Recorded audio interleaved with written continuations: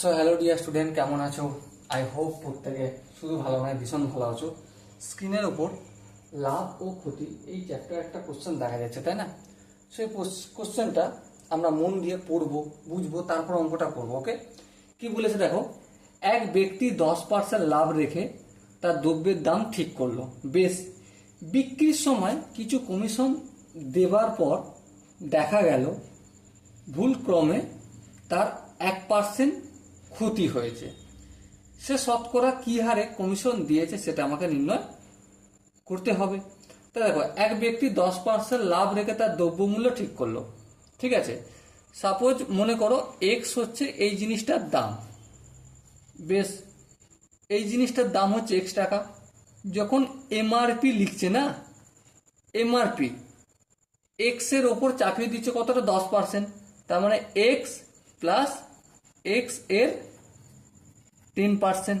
ওকে, so ultimate কি পেলাম? X plus x এর জন্য ইন্টু 10/100। সো আলটিমেট এটা যদি ভগ্নাংশের যোগটোগ করে কি পাবো?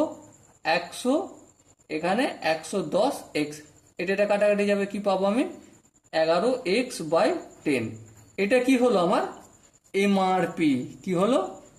এমআরপি। আশা করি এখানটা প্রত্যেকে বোঝা গেছে। এবার দেখো কি বলেছে, ভুলক্রমে তার 1% ক্ষতি হয়ে গেছে।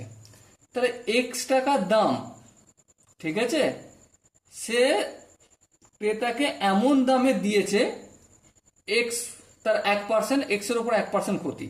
তার মানে দেখো বিক্রেতার দাম এক্স ছিল, হ্যাঁ, তা থেকে এক্স এর 1% এই দামই তো দিয়েছে, হ্যাঁ।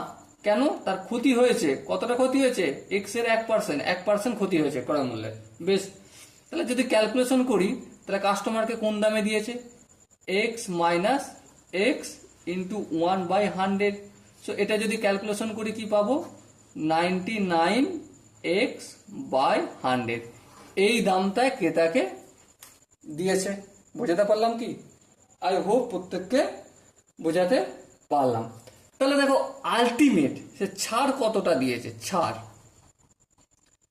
এমআরপি দাম কত? এটা, হ্যাঁ, এই 11x/10 দিয়েছে কোন দামে?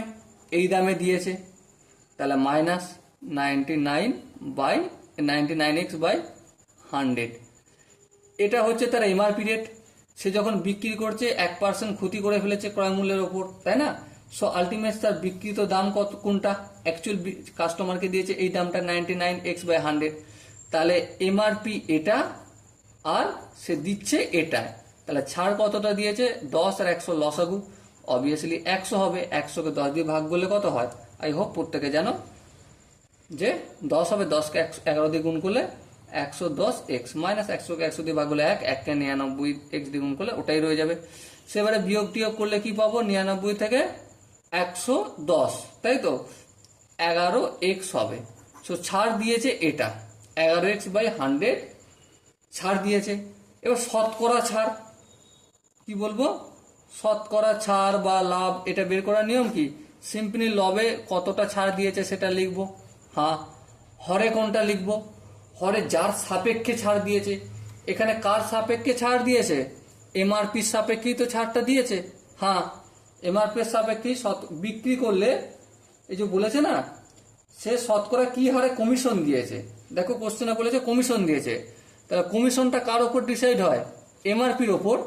তাহলে এই এমআরপির সাথে তুলনা করা হচ্ছে ছাড়টা, শতকরা ছাড়টা। সো এখানে 11x/10টাই হরে হবে, ইন্টু 100%। এটা কেন হয় আই হোপ প্রত্যেকে জানো। শতকরা চ্যাপ্টারের ইন্ট্রোডাকশন ভিডিওটা একবার গিয়ে চ্যানেলে দেখে আসো। ওকে, সো দেখো এটা প্রথমে লিখবো 11x/100। তারপর এটা কি চিহ্ন? ভাগ চিহ্ন, এটা গুণ চিহ্ন করলাম। এটা কি আছে? 11x/10। সো এটা 10/11x, তারপর ইন্টু 100% করলাম। এই 11x এই 11x কেটে গেল, হ্যাঁ, একটা শূন্য একটা শূন্য, এই একটা শূন্য একটা শূন্য। সো আলটিমেট কি বেঁচে থাকলো? 10%। ওকে, সো সে শতকরা কতটা ছাড় দিয়েছে? শতকরা সে ছাড় দিয়েছে 10%। সো মাই ডিয়ার ওয়াটসন, এখানে যে অপশনগুলো রয়েছে তার মধ্যে এর অপশনটা সঠিক অপশন।